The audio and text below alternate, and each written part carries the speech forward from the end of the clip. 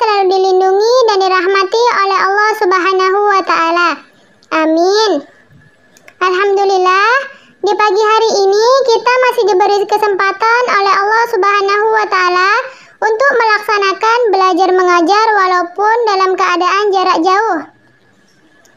Nah, di pelajaran pagi ini Ustazah akan menyampaikan tentang pribadi Rasul dan sifat para Rasul beserta mukjizatnya. Nah, baiklah nak, sebelum belajar anak-anak Ustazah jangan lupa untuk membaca basmalah terlebih dahulu ya nak ya. Baiklah, pelajaran kita yaitu tentang akidah ya nak ya. Materinya tentang pribadi Rasul, sifat para Rasul beserta mukjizatnya ya nak ya. Nah, simak ya nak ya. Para Rasul adalah makhluk pilihan Allah. Mereka dipilih karena budi pekertinya yang sungguh mulia dan kesabarannya yang tinggi menghadapi cobaan dan rintangan. Para Rasul manusia biasa. Mereka membutuhkan sesuatu yang dibutuhkan manusia lainnya, seperti makan, minum, menikah, sakit, dan meninggal dunia. Allah Subhanahu wa Ta'ala mengutus para Rasul dari kalangan manusia agar dapat ditiru dan dicontoh perilakunya.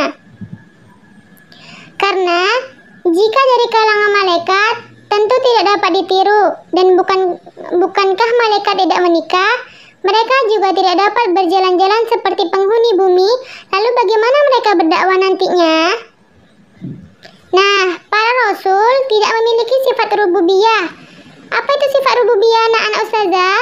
Yaitu sifat ketuhanan. Mereka tidak mengetahui yang gaib. Oleh karena itu, terkadang mereka mendapatkan luka sebagaimana Nabi Muhammad SAW yang terluka pada peperangan Uhud. Mereka juga tidak berhak disembah karena mereka adalah hamba Allah. Yang kedua, sifat para Rasul. Para Rasul adalah orang-orang yang jujur dan dapat dipercaya. Orang-orang yang bertakwa dan amanah sebagai penunjuk jalan Allah Subhanahu wa Ta'ala. Nah, di sini ada 7 sifat para Rasul, yaitu yang pertama as-siddiq, yang artinya jujur. Yang kedua amanah, yang artinya dapat dipercaya. Yang ketiga tabligh, yang artinya menyampaikan. Yang keempat fatanah, yang artinya pandai. Yang kelima sabar. Yang keenam dermawan. Yang ketujuh dan akhlaknya mulia. Nah, ya, mukjizat Rasulullah.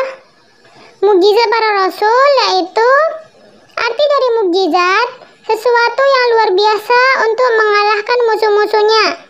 Allah Subhanahu wa Ta'ala membantu Rasul dengan mukjizat yang tiada terkalanya sekaligus sebagai bukti kerasulan mereka. Di antara contoh mukjizat tersebut adalah yang pertama, Nabi Ibrahim alaihissalam diberi mukjizat oleh Allah dengan tidak terbakar saat kaumnya membakar beliau hidup-hidup. Yang kedua, Nabi Musa alaihissalam diberi mukjizat dengan banyak mukjizat. Di antaranya, tongkatnya bisa berubah menjadi ular, tongkatnya dapat digunakan membelah lautan, dan tangannya bersinar setelah dimasukkan ke dalam bajunya. Yang ketiga, yaitu Nabi Daud. Nabi Daud alaihissalam diberi mukjizat oleh Allah dengan bisa melunakkan besi melalui tangannya. Bahkan gunung-gunung dan burung-burung bertasbih bersama beliau. Yang keempat, Nabi Sulaiman alaihissalam yang diberi mukjizat oleh Allah dengan mengerti bahasa binatang, ditundukkannya angin-angin untuknya, dan diberikan kerajaan yang besar oleh Allah Subhanahu wa Ta'ala.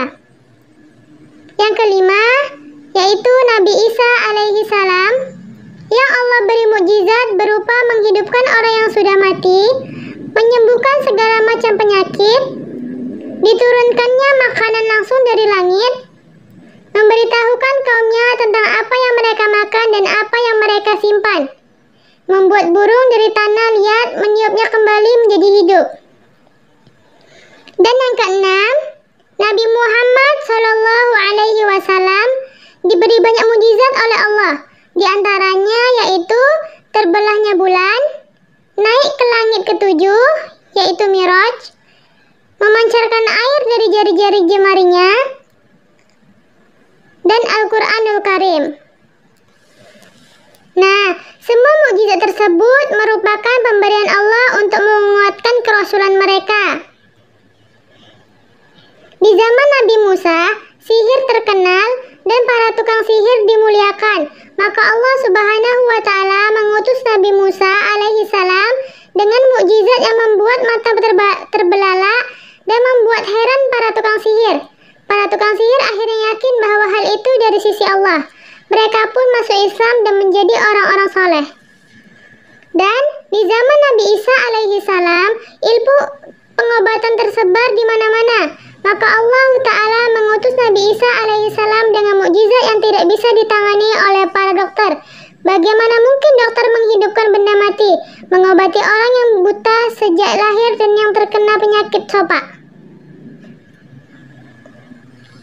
Demikian juga Nabi kita, yaitu Nabi Muhammad SAW. Di zaman para fusaha, pandai bahasa, dan para syuara, yaitu ahli syair, Allah Ta'ala memberikan kepada beliau kitab yang tidak bisa ditandingi oleh siapapun, meskipun jin dan manusia berkumpul untuk membuatnya. Baiklah nak, mungkin materi pagi ini sudah cukupkan sampai di sini saja. Sudah tutup dengan membaca doa kafaratul majlis. Subhan